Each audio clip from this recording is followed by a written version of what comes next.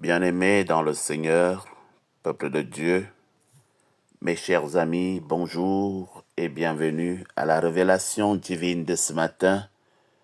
Révélation divine qui, pendant cette période de l'Avent, nous met en condition pour que le Messie qui vient naître dans nos vies et dans nos cœurs nous trouve dans de meilleures dispositions.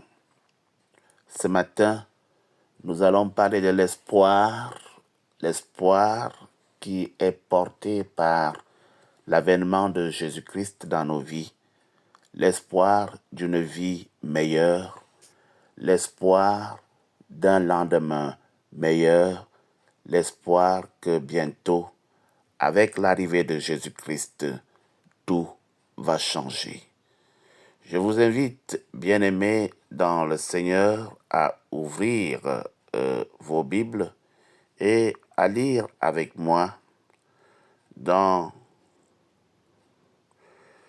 Jérémie chapitre 29 au verset 11. Jérémie chapitre 29 au verset 11, voici ce qui est écrit. Car je connais les projets que j'ai formés sur vous, dit l'Éternel, projets de paix et non de malheur, afin de vous donner un avenir et une espérance. Parole du Seigneur. Bien-aimés peuple de Dieu, mes chers frères et sœurs en Christ, une fois de plus, bonjour, et que la paix du Seigneur qui surpasse l'intelligence des hommes reste et demeure en chacun de vous et à nous tous, dès à présent, demain et pour des siècles et des siècles. Amen. Pour vous servir, ce matin, je suis le pasteur Frankie Evinondois.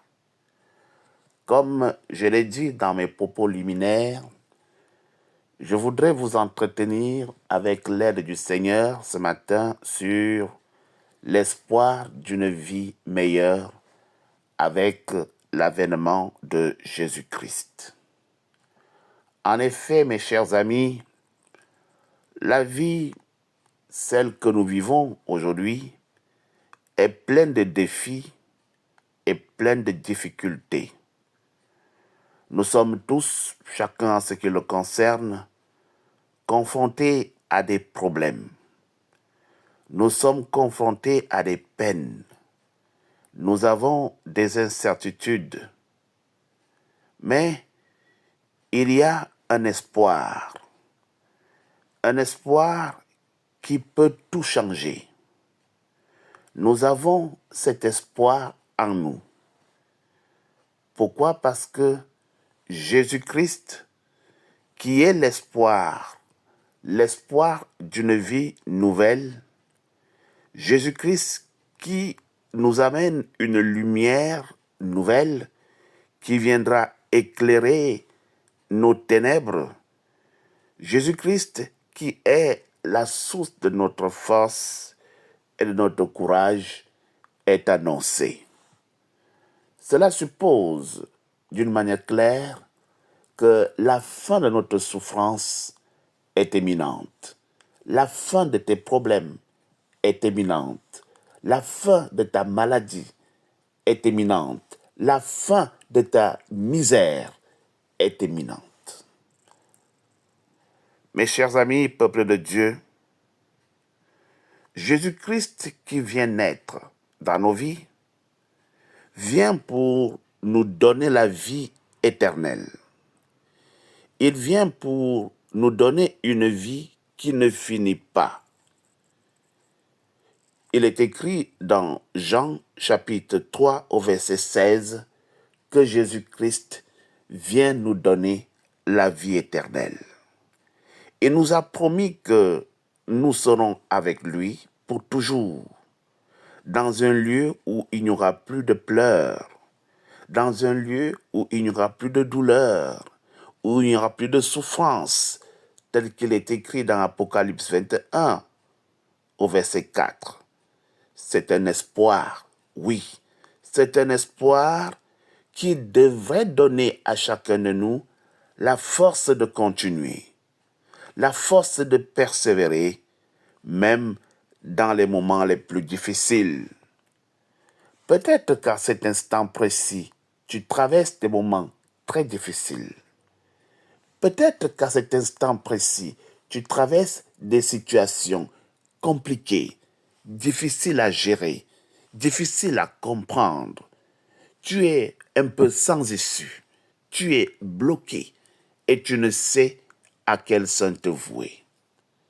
Je voudrais te dire ce matin que l'espoir arrive en toi.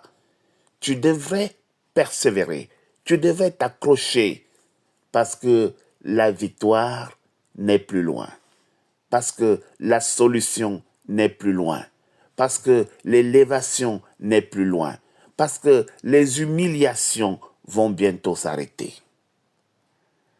Mes chers amis, peuple de Dieu, Jésus qui vient est capable de transformer nos vies. Jésus peut transformer ta vie. Il peut te rendre nouveau. Jésus peut nous donner une nouvelle perspective. Il est capable de donner à tous ces cœurs qui pleurent de nouvelles directives. Dans 2 Corinthiens chapitre 5 au verset 17, cela s'illustre clairement. Jésus-Christ peut nous aider à surmonter nos faiblesses. Il peut nous aider à surmonter nos peurs. Il est capable de faire en sorte que nos doutes soient épongés. Il est capable de te donner la force de devenir la personne que tu es destiné à être, que tu es destiné à devenir. Jésus en est capable. Mes chers amis, Jésus-Christ, je l'ai dit hier, est la paix. Jésus-Christ est la joie. Il peut nous donner la paix dans nos cœurs.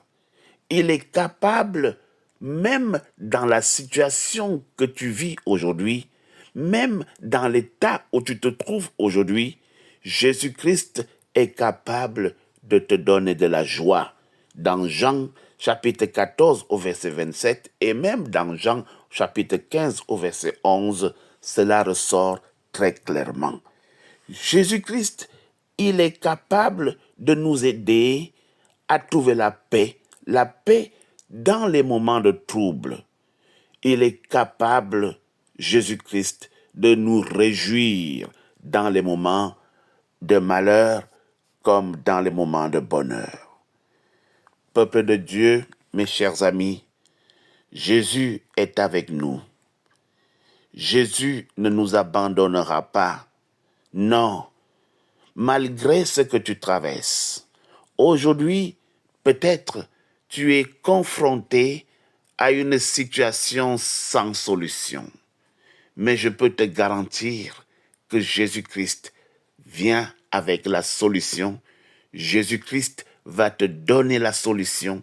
Jésus-Christ va te sortir de cette situation. Jésus-Christ va te venger. Il va laver ton opprobre. Il va laver ton humiliation et il va te donner la paix. Il va te donner la sécurité. Il va te donner la joie.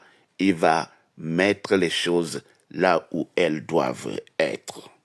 Oui, mes chers amis, Jésus-Christ est ton compagnon. Il est ton ami. Il va nous tenir compagnie jusqu'au bout. C'est notre ami, c'est notre sauveur. Jésus-Christ peut nous aider. Il peut m'aider. Il peut t'aider à traverser les difficultés. Il peut t'aider à trouver la force de continuer. Bien-aimés, peuple de Dieu, mes chers frères et sœurs en Christ, oui, je vous le dis en vérité, Jésus est l'espoir d'une vie meilleure.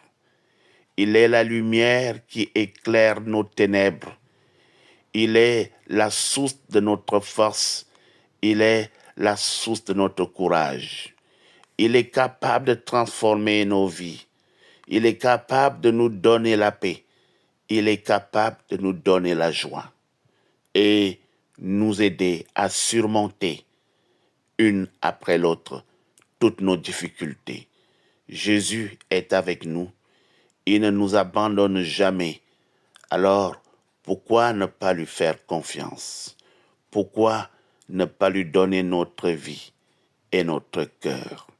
Il est l'espoir d'une vie meilleure. Il est l'espoir de notre avenir. Mes chers amis, prions ensemble.